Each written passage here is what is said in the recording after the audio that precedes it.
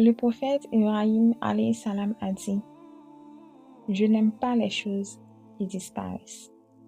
Sourate 6, verset 76. Autrement dit, je ne m'attache pas à des choses qui s'éteignent.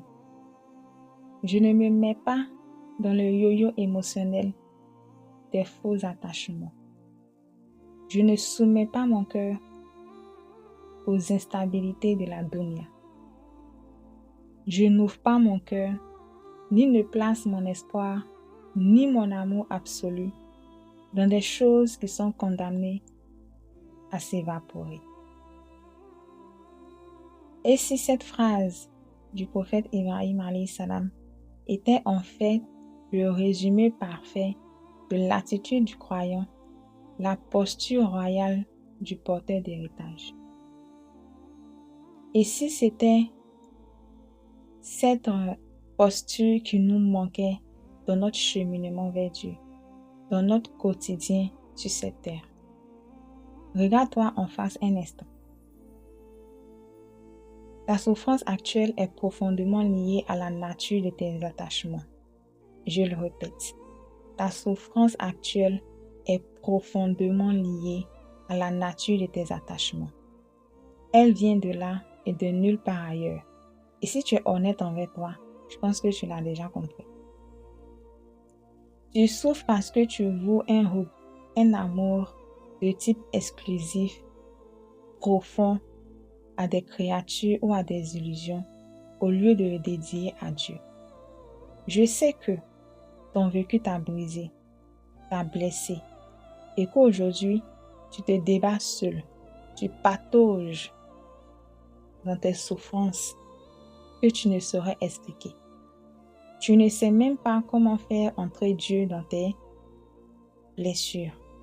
Tu ne sais pas comment, de manière psychospirituelle, lier ta foi à tes blessures d'enfance ou à tes traumatismes ou à tes épreuves les plus douloureuses. Alors qu'est-ce que tu fais pour essayer quand même de survivre? Tu t'attaches aux autres, mais malheureusement tu te détaches dans la douleur. Un peu comme une naufragée accrochée à des débris au milieu de la tempête. Mais je pense qu'il est temps de te poser cette question. À qui t'attaches-tu? Mon frère, ma soeur, à qui t'attaches-tu? À des humains en espérant secrètement qu'ils vont te soigner et combler ton vide? Ils finiront par te décevoir car ils sont tout aussi limités que toi. À l'argent pour réparer une estime de toi en berne ou encore te donner l'illusion d'exister? T'attaches-tu à la nourriture pour anesthésier tes angoisses et remplir le silence de ton cœur? Ou encore la donner à ses faux paillettes pour fuir la réalité de ton âme?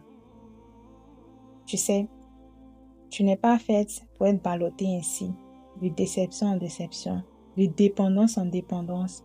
Tu vaux tellement mieux que ce rôle de victime, que ce rôle de ballon de ping-pong émotionnel. Et si en fait, tout ce que tu as traversé, comme chagrin, comme blessure, comme cœur brisé, comme épreuve sur ton chemin, n'était qu'un appel silencieux de ton Seigneur qui te dit « Reviens à moi, car je suis le seul qui ne disparaît jamais. » Et si au fond ta quête d'éternité, ta quête de relations éternelles, d'objets qui durent, de plaisirs qui durent, et si en fait c'était au fond Dieu que tu cherchais,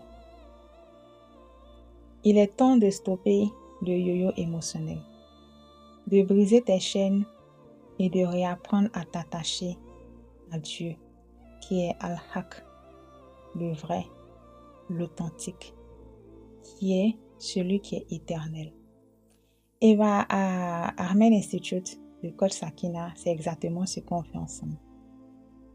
Donc, mes accompagnements, mes outils sur mesure et mes audits psychospirituels sont conçus pour t'accompagner, à t'aider à comprendre ton histoire, à travailler tes blessures et surtout à y faire entrer Dieu. À prendre soin de toi de manière psycho-spirituelle. Et donc, si cela t'intéresse, n'hésite pas. Toutes les informations sont là. Tu viens, on travaille. Moi, c'est Amel Kadi. Je suis auteur, artiste de l'âme, coach psycho-spirituel musulmane.